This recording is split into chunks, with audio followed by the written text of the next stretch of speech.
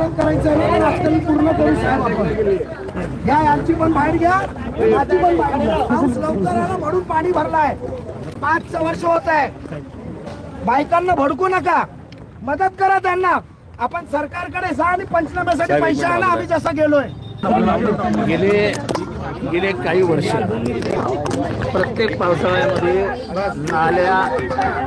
नाल्यामधलं पाणी राबोडीत जातं आणि राबोडीचे रस्ते पाण्याने भरलेले असतात. मागच्या 2 दिवसापूर्वी झालेल्या पावसात राबोडीच्या घरामध्ये 5-5 फूट पाणी होतं. अचानक पाऊस आला, ही गोष्ट खरी आहे, पण एकंदरीतच टेक्निकली ह्या नाल्यामध्ये प्रचंड अडचणी आहेत. विकास कोणाला नको आहे, तर विकास सगळ्यांनाच हवा आहे, पण विकासाचा मार्ग हा भ्रष्टाचाराच्या गटारगंगेतनं जायचा नसतो.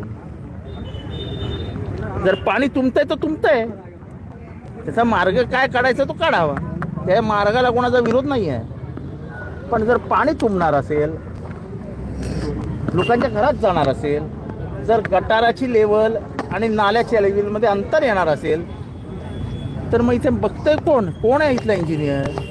टेंडर काढलंय, इथे मी पाणी डीप केलं ना, तर खाडीचं पाणी इथे येईल. खाडीचं पाणी इथे येईल. त्या आमदारांना काय समजायचं, नशिबाने लाखमतांनी निवडून आलेत. टेक्निकल गोष्ट मला त्यांनी शिकू नये, नकली डॉक्टरांनी. तो खाडीचं पाणी म्हणून तिथे डीप करणार, तिथे खाडीचं पाणी डीप झाल्यावर इथे करणार. आणि या वर्षी बजेटमधून तरतूद होताना निधी अभावी उशीर झाला, पण तो बजेटमध्ये आलेला आहे. 4.5 कोटीचा या नाल्याच्या पुढे फ्लड गेट लावणार आहे आम्ही. त्याची मंजुरी आत्ता आली आहे MCZMA कडून. पाणी भरतीचं पाणी परत रिवर्स मारणार नाही.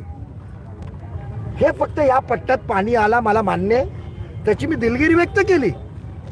प्रत्येक वर्षी इथे माती टाकली जाते, पावसाळ्यापूर्वी 30 तारखेला काढतो माती. यावेळी लवकर पाऊस आल्यावर झालेला आहे. आणि हे मिसिंग लिंक रोड आहे, अर्धा किलोमीटरपेक्षा जास्त आहे. हे डायरेक्ट जे नागमोडी ट्रॅफिक जाम होतं ते होणार आहे.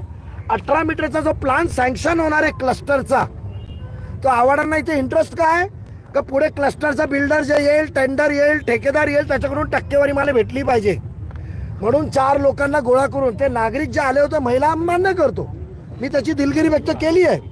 पण पाऊस आधी आला, नॅचरल डिझास्टर आहे. 22 हेक्टर जमिनी शेतीचं नुकसान झालं. आज मंत्र्यांनी मागणी केली भरपाई द्या. सर्व ठिकाणी नुकसान झालं पाऊस आधी आल्यावर. दरवर्षी होत नाही.